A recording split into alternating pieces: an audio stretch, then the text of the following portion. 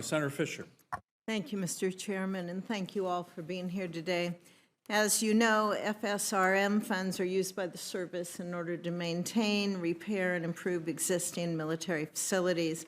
And this committee has been leading the way on reforms when it comes to the sustainment of our infrastructure. In responding to a committee request for information, I understand that the services, as well as the Office of the Secretary of Defense, would be in favor of changing FSRM from a one-year authorization to a three-year authorization. First, can each of you tell me if you support this idea? Mr. Secretary?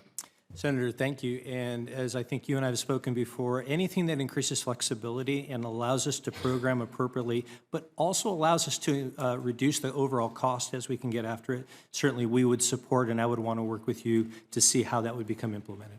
Great. Dr. Waxman? Yeah, echo Secretary Marks. Any additional flexibility is always welcome. You're right about this challenge. It's like a credit card debt where you save a little bit of money now and you have to pay way more later. And we understand this is a big hole that we have to dig out of, and we're looking forward to working with you on trying to solve that problem. Great. Ma'am? Senator, absolutely concur with Secretary Marks. Anything that enhances flexibility and our buying power would be much appreciated. It would get us beyond the year of fiscal year end crunch, as well as give us more time to better plan. Mr. Saunders? Senator, I appreciate the question. I echo all the comments previously. It would add additional flexibility and make us more efficient in executing the program. Okay, that is great. So if you're in support of this, why hasn't Congress seen a legislative proposal on this topic or seen any kind of change in your annual budget request? Who wants that one? Senator, we'll take that Okay, great. and work that as we move forward. Certainly, I think that is something we need to sit down and work language with you on to ensure it's in the proper place. But I was made aware of that just this week, so I will absolutely want to work with you on that. Thank you very much. Mr. Saunders, as you know, in March of 2019, Offutt Air Force Base in Nebraska experienced a massive flood, forcing displacement of 3,200 people and causing millions of dollars in damage.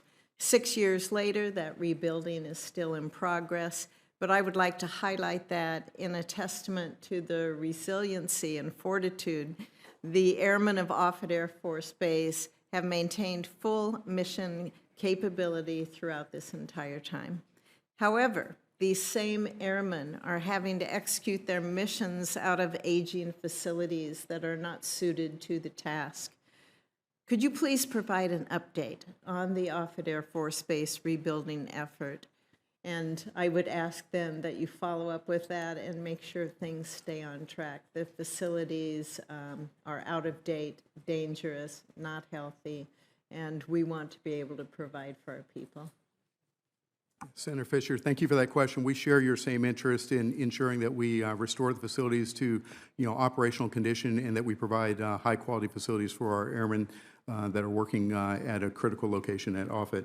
In this case, throughout the FY19 through 24 program, we've invested about $988 million in that national disaster recovery effort so far. It's 11 separate projects that are awarded, and as you noted, some of them are still in construction, and I remain committed, as you've asked, to keep a pulse on that to ensure that we continue to execute that program. Thank you very much. Mr. Secretary, what steps are we taking across our installations to ensure that that critical infrastructure and the industrial control systems are protected? At a lot of these installations, you know that we have to make sure that they're protected, that they're hardened, just as much as we worry about the technology. Senator, I really appreciate that question because that is critical to everything that we do, and we have such a dependency on our community partners in that, right? Our unified or our utility providers and how we operate with that. In fact, I am meeting with several of them tomorrow to discuss how we collectively can get after this problem and certainly focus our investments on ways that make us not only resilient from just an energy dominance, energy security and redundancy position, but also, as you mentioned, the cybersecurity that goes along with that. And I certainly think from an efficiency perspective, our ability to digitally monitor the work that we do is also important to our future efforts, and we'll be prioritizing that as we move You it. know, as we're looking at the coordination, not just with industry partners, but across the services as well, do you have any thoughts on how we can improve on that? Well, I think certainly, as Dr. Waxman, all the services do, our Black Start exercises are beginning to reveal to us some of those abilities of places where those redundancies lack. That's allowing us to then focus our efforts on, first and foremost, ensuring that we don't have failures, such as at Offutt, which obviously has a critical national security mission that we want to ensure that is there, right? So as we do those, that allows us to then begin to move out, given the resources that we have, to focus on that. But we can certainly come back and try to work with you on that. Okay, great. I'd be really interested in hearing how, not just how we coordinate, but how we can, and once again, make it move faster. Yes, ma'am. Thank you.